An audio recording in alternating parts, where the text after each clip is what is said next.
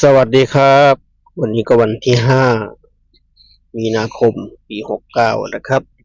คลิปนี้จะวางแนวทางของฮานอยนะครับให้ทิศทางช่องก็เป็นแนวทางครับเนาะอันนี้ก็เช้าวัน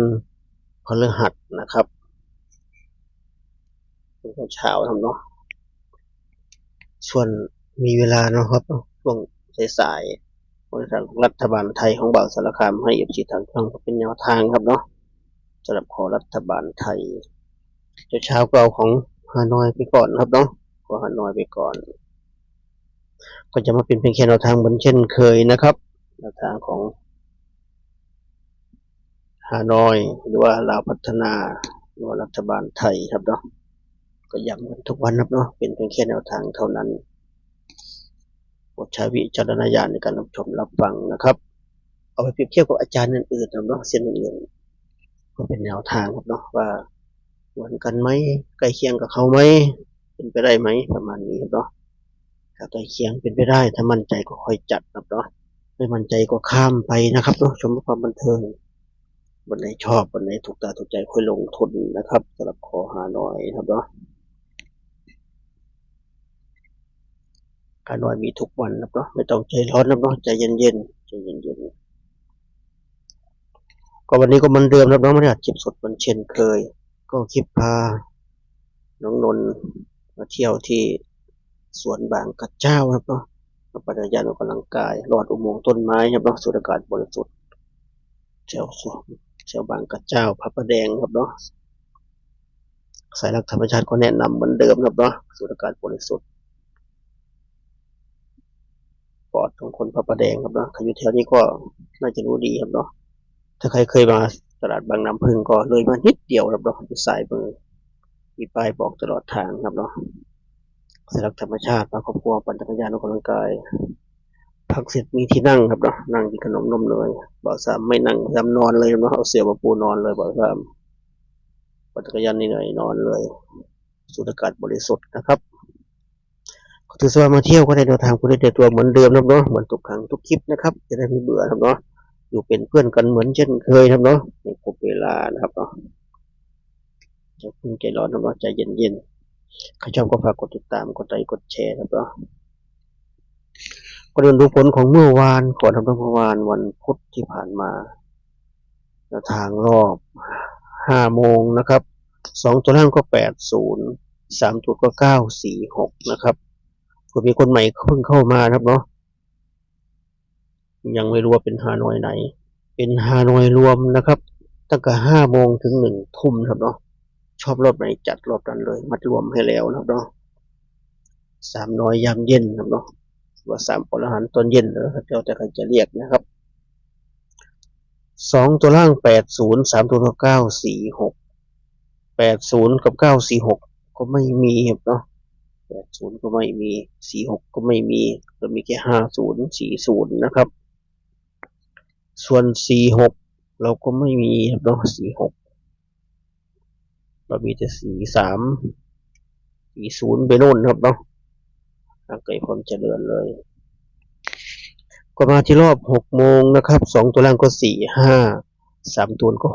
619นะครับเนาะ45กับ61945เราก็ไม่มีครับเนาะเราเด่น5เมื่อวานแต่ไม่มี45เนาะ4554ไม่มีมีแต่5335ครับเนาะ619เราก็ไม่มีครับเนาะ619ก็ไม่มีสักตัว1ก็ไม่มีสักตัวห่างไกลความเจริญมากเลยเมื่อวานไม่ได้ใกล้ไม่ได้เฉียดไม่ได้อะไรสักอย่างเลยก็มาที่รอบ1 ทุ่มนะครับรอบ1 ทุ่มรอบ VIP จะได้คนเรียกกันนะครับเนาะ2 ตัวล่างก็583 ตัวก็065มาทั้งบนและล่างครับเราเด่น5ด้วยซ้ำแต่ไม่มี58กับ5665นะครับเนาะเสียดายมากเลย5856ไม่มีครับเนาะได้แต่ถ้าใครโดดได้บนได้ล่างแน่นอนใครโดดครับเนาะเบาสารคามไม่โดดครับเนาะเจาะอย่างเดียวครับเนาะไม่รูดไม่วิ่งด้วยครับเนาะทุนน้อยครับเนาะเจาะอย่างเดียวก็เมื่อวานก็ไม่เข้าเพราะเมื่อวานก็พลาดไปไงหลังไปหลังจากได้2 ดิ่งไปเมื่อวานซื้อครับเนาะเมื่อวานก็พลาดท่าไปเสียทีไป วันนี้ก็ลุ้นกันต่อครับว่าจะเป็นยังไงจะกลับมาได้ไหมลุ้นไปด้วยกันนะเนาะสำหรับขอหาน้อยก็จะมาเป็นแค่แนวทางเช่นเคยครับเนาะชอบกระจัดขัดก็ผ่านโปรดใช้วิจารณญาณในการรับชมรับฟังเหมือนเช่นเคยว่าเราก็เสนอให้เป็นแค่แนวทางเหมือนเช่นเคยครับเนาะการตัดสินใจเป็นของเราเองนะครับเนาะไม่มีใครบังคับเราได้ครับเนาะอยู่ที่เราเท่านั้นนะครับวันนี้ก็เด่น1 เด่น 3ครับเนาะเด่น 1 เด่น 3จับคู่ก็13 14 19 32 34 39 92 94ทวนครั้งนะครับหลักฮานอยวันนี้เด่น 1 เด่น 3ครับเนาะจับคู่ก็13 14 19 32 34 39 92 94นะครับ8 คู่นี้เน้นไปที่19 39แล้วก็13นะครับ19 39แล้วก็13เน้นให้3 คู่ครับเนาะชอบที่สุดในวันนี้ก็มาที่ชุด3 ตัวนะครับเนาะชุด3 ตัวมี4ชุดเหมือนเดิมวันนี้ก็มี419 439 413 492นะครับ4 ชุดนี้เน้นไปที่419 413แล้วก็439นะครับเนาะ3 ชุดเดียวกันนะครับชุด3 ตัวกับ2 ตัว